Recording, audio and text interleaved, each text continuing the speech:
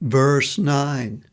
Shrotram chakshusparshanam cha rasanam granam eva cha adistayam manaschayam vishayam upasevate.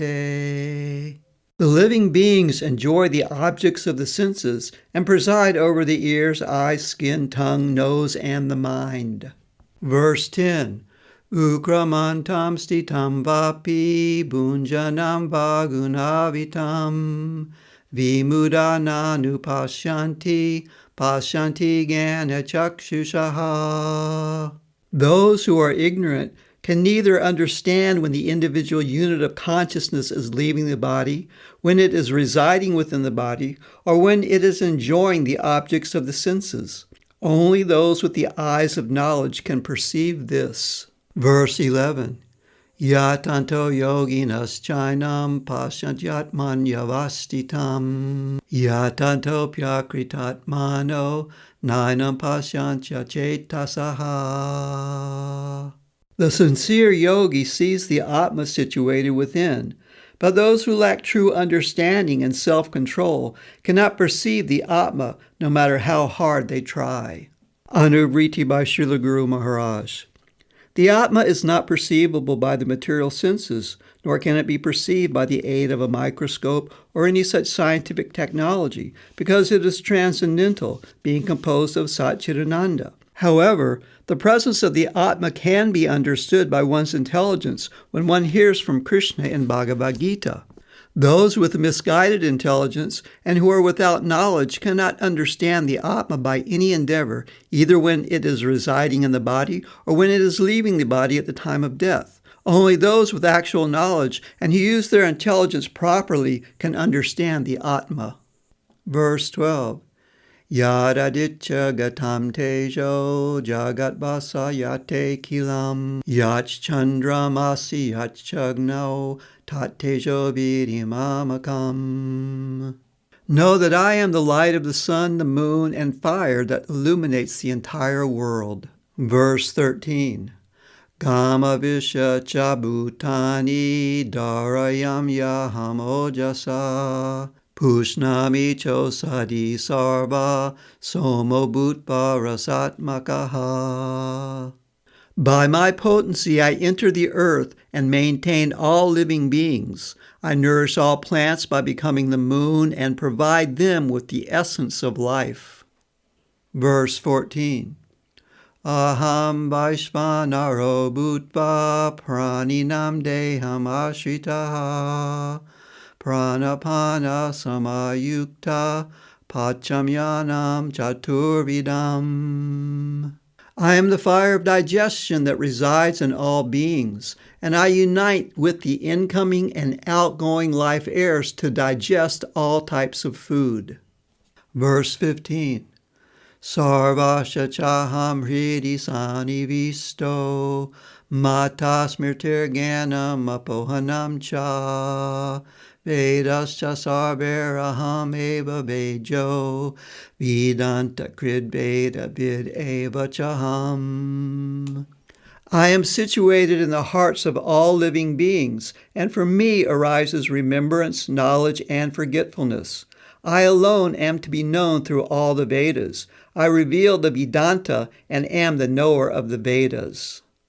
Anuvriti by Srila Guru Maharaj. By nature, the material world is a dark and lifeless place. Without luminaries like the sun, moon, and stars, the world would be dark indeed. Sri Krishna says that the light of these celestial bodies emanates from him, and that he is also the potency that digests food and nourishes all life. From the Harivamsha. Tad param paramam brahma sarvam vibhajate jagat Mamaiva tad ganam tejo snantum arhasi bharata. O Bharat, the Supreme Brahman illuminates the entire universe. You should know that this great effulgence belongs to me. That was a Harivamsha. To think that matter alone is the source of life is certainly a less intelligent proposal. The only example we have is that which we see all around us, that life comes from life. We also see that life is intelligently designed. Therefore, the rational conclusion should be that all life arises from an intelligent life source. Everything comes from Krishna. From the Vedanta Sutra, Om Jan Madhyasya Yata. The Supreme is He from whom the creation, sustenance, and annihilation of the manifested universe arises. That was the Vedanta Sutra. Krishna also says that He is situated in the hearts of all living beings as the Paramatma, and from Him all remembrance, knowledge, and forgetfulness arises.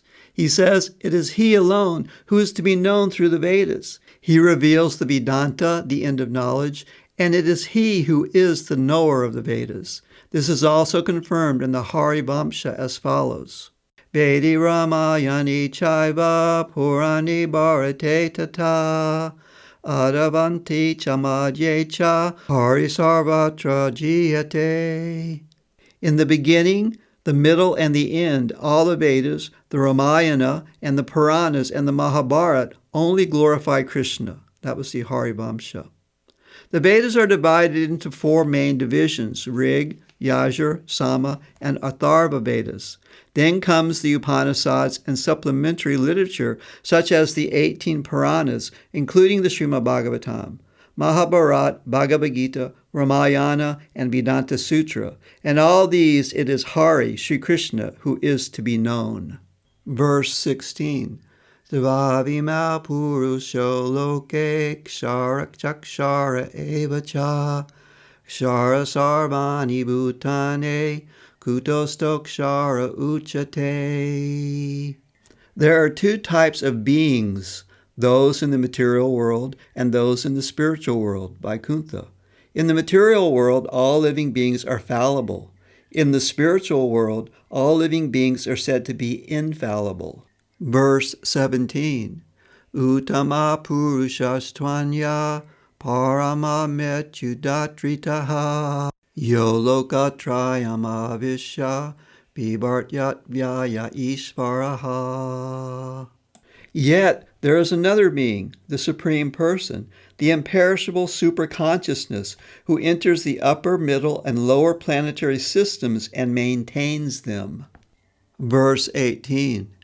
Yasmaksharam atitoham aksharadapi chotamaha atosmi loki vedecha pratita purushotamaha. I am superior to all fallible beings, and I transcend even those who are infallible. Thus I am glorified throughout the universe and in the Vedas as the Supreme Person, Purushottama. Verse 19. Yo mamevam asammudo janati purushottamam sa sarvavid bhajati mam sarvabhavena bharata. O Bharat, whoever is free from bewilderment knows me as the Supreme Person. Such a person knows everything and worships me with all his heart. Verse 20. Iti guya tamam shastram idam yuktam mayanaga itad budva buddhimam shat krita krichascha bharata. O faultless one, I have thus explained to you the greatest secret of the Shastra. By understanding this, O Bharat, one finds wisdom and all his activities become perfect. Anuvriti by Srila Guru Maharaj. The fallible beings in this world are those under the three modes of material nature, and the infallible beings are those engaged in the pursuit of transcendental knowledge through the cultivation of Krishna consciousness. The infallible living beings are known as liberated. Sri Krishna says that He is superior to the fallible living beings, and He is also transcendental to those who are infallible, because He is the Supreme Person.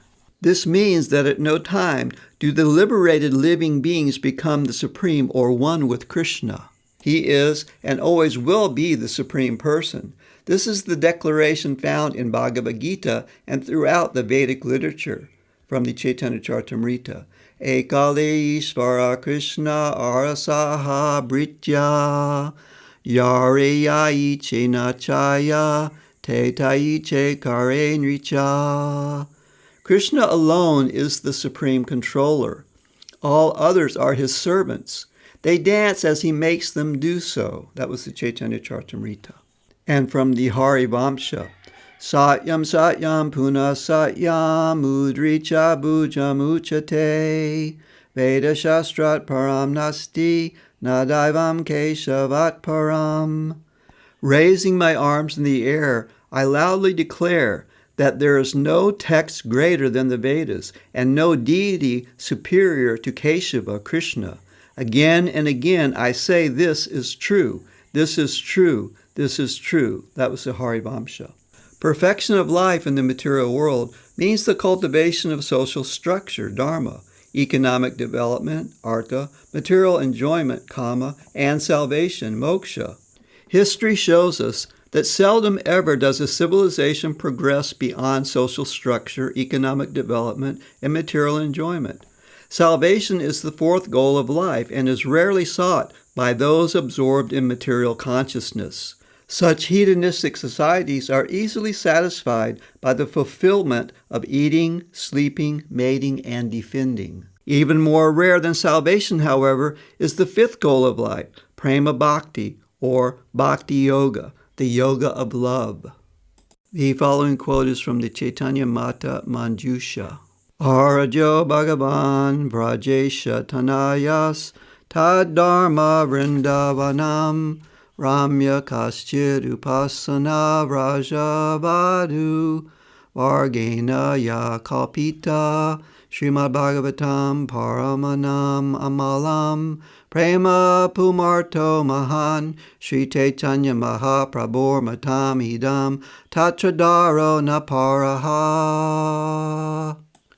The Supreme Person, Sri Krishna, and his transcendental realm of Vrindavan are the most worshipable objects. The supreme method of worshiping him is that adopted by the beautiful gopis, the young wives of Vraja. Srimad Bhagavatam is the most pure and most authoritative shastra, and divine love is the fifth and highest achievement of human life beyond dharma, artha, kama, and moksha. It is thus known as Panchama Purushartha. This is the verdict of Sri Chaitanya Mahaprabhu, and we have the highest regard for this conclusion. That was the Chaitanya Mata Manjusha.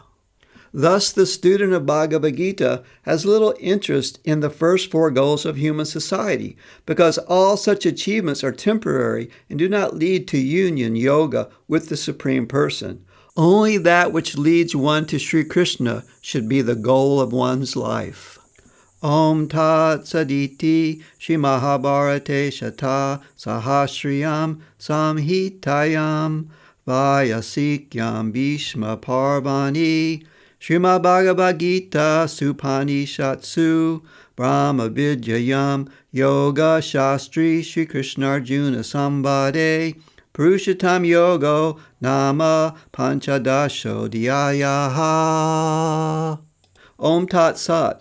Thus ends chapter 15, entitled Purushottam Yoga, from the conversation between Sri Krishna and Arjuna in the Upanishad known as Srimad Bhagavad Gita, the Yoga Shastra of divine knowledge, from the Bhishma Parva of Mahabharata, the literature revealed by Vyasa in 100,000 verses.